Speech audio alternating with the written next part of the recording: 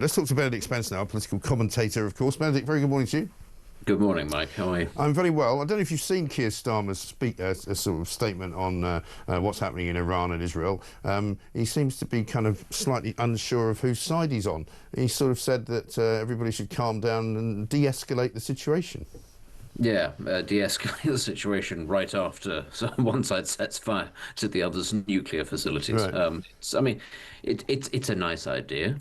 Maybe in a couple of weeks after the fires stop, they'll be able to get around the table and talk about it. But Yeah, very possibly. But then again, Iran has vowed to wipe Israel off the map. So I guess, there's not much point sitting down at the table with them, is there? Oh gosh. Oh, well, I guess nobody's listening to Keir then, are they? The international statesman that he is.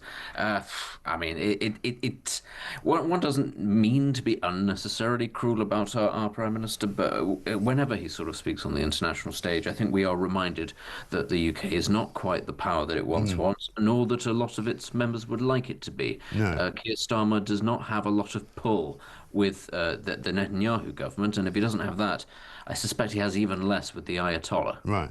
It may have something to do with the fact that the Foreign Secretary called for Netanyahu to be arrested if he came to this country, which is not very helpful, really, is it? No, it's not. It's especially given that Israel is supposed to be one of our allies, and it was not, in fact, the line that we had to take.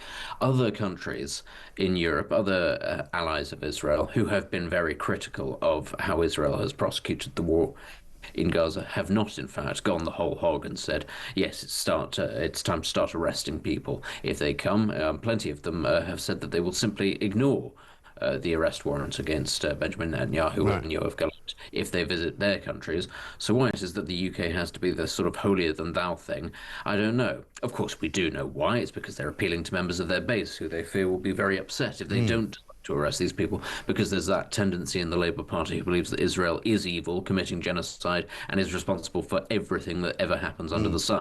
But that's just our governing party in step with those people. That's reassuring. It's fine. Oh, yeah, that's absolutely not a problem at all. Here, of course, has engaged the wrath of some of those people in the Labour Party, because when he made his kind of, Island of Strangers speech, he basically said that, we were in danger of having so many people from this in this country, from other countries, that we wouldn't recognise it. And of course, he was then accused by various people of imitating Enoch Powell. Some people even started calling him Enoch Starmer.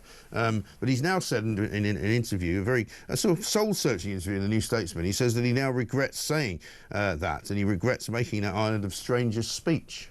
Is there anything this man doesn't U-turn on? This sort of fantastic, relatively, speech where he actually came out and said, yes, we recognise the problem. And he's already come out and gone, oh, maybe I wish I hadn't recognised the problem. Yes. Maybe I said the quiet part out loud.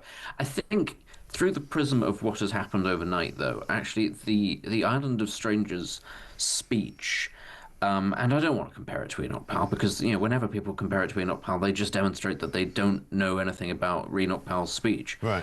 But actually talking about the dangers of mass migration, or indeed of open borders, Iran is not a friendly nation to the UK. Iran does not operate necessarily through conventional military means.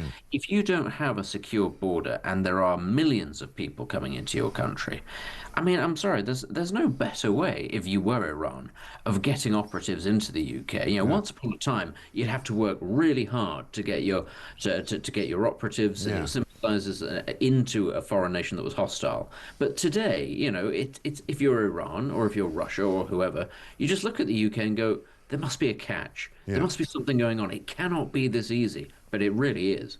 It totally is. And once again, I'm afraid we've had a week of kind of, truths and untruths and lies and damned lies and statistics and all of those things that we say quite a lot about the Labour government. We have Keir Starmer putting out a most bizarre tweet, which has been roundly condemned because it's not true, in which he said that, one of the things that we wanted to do was to put VAT on schools. We did that, and now that proves that we were right, because we can now spend that money on building houses. And everyone's going, well, hang on a minute. You said that money was going to go into the school system to provide for 6,500 teachers, and that it was going to help children in the state system who really needed more financial help than the rich of this country who can afford to pay VAT. Yeah, I mean, the whole schools VAT thing will end up costing the government money anyway, but the Yeah, fact that they're sort of copy and pasting it and using it to say that they're paying for all sorts of other things it is incredible brass, I have to say isn't it? that. Well, And it's the also fact, double counting, isn't it? Because I mean, I'll show you this clip, which is Rachel Reeves actually this week on the spending review, saying the exact opposite. Check it out. That is why at the budget last autumn, I ended the tax loophole which exempted private schools from VAT and business rates.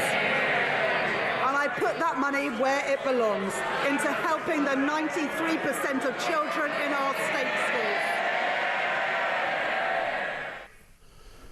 Bridget Phillipson's got a particularly evil grin there. I'm not quite sure who she's trying to impress with that. But so Labour are now telling us that they're spending it twice. So not only are they putting it into the school system, they're also building houses with it. I was going to say, Bridget Phillipson, the Education Secretary, is grinning as they say that they're spending it twice. Probably doesn't realise what's been said. You know, she's probably not even that evil. She's just clueless. And it's like they're going, yes, yes, the figures add up. And you've got Rishi Sunak somewhere banging his head against a table going, I told you all, you need basic maths. Why did nobody listen to me? There needs to be maths to 18, because this is what you get if you don't have maths to 18. Right. You get a government of people who physically can't count. But the really frustrating thing about the taxing, the VAT on schools, is that there will be people who will actually buy that line. Right. Is that they will be so sort of embedded in this sort of class war idea of what it is that a Labour government has to be and how it is that we have to just tax the rich, bro, just tax them a little bit more and you'll solve all the country's problems. Everybody with a brain knows that this will cost the country more money than it will actually raise. It's going to damage children's education. You struggle to think of many more deliberately nasty, damaging policies, but this is the one, and they're putting it front and center, saying, "Good news, everybody! It's going to pay for all the good stuff." When we all know it's not true. No, exactly right. And again, that's been the sort of the it's become so regular now, the lies that they tell, that I mean, I don't know whether they don't know they're doing it. My suspicion is they do know they're doing it, but they're just busily trying to convince everybody that if they keep saying it often enough, people will believe it. Yeah, the spirit of Alistair Campbell spinning is alive and well in this party, and again, very demoralising given that right now Reform are polling so well, because they're offering a sort of a sense of something a bit different. Now, I have many disagreements with the Reform Party and their approach, but what they're trying, at the very least, trying to say is, look, we're going to be quite upfront. We're going to try and cut waste. We're going to try and give a sort of an honest Bob sort of politics. And people, without having many policies beyond just things on immigration, are flocking to Reform because they've had enough of the lies of the two established parties. They've had enough of being told one thing and getting another. And you can't, and you sort of think, can the Labour Party not sit there and see Reform's polling and go, huh? Maybe if we didn't try to be like the classic Labour Party, maybe we didn't try to lie through our teeth, people might respond positively. But no, that just won't do. They're going to have to just pretend, aren't we all very clever? It's all Machiavellian politics. Isn't Morgan McSweeney a genius?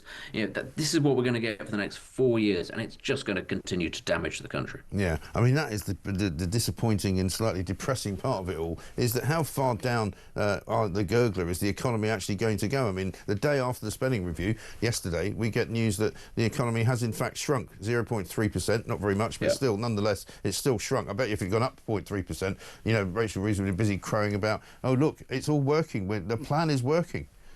Yeah, and the UK's economy, as we saw over COVID and the Ukraine war, is uniquely vulnerable to international events. It's far less robust than a lot of our allies and a lot of our competitors.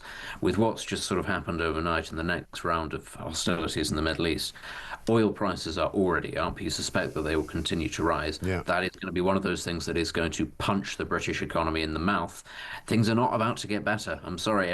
Just yesterday we were hearing of how it's a bold gamble from Rachel Reeves, and I suspect partly because of things outside of her control, it probably has already not paid off. Yes, absolutely right. Benedict, good to speak to you. Thank you very much indeed. Benedict Spencer, political commentator.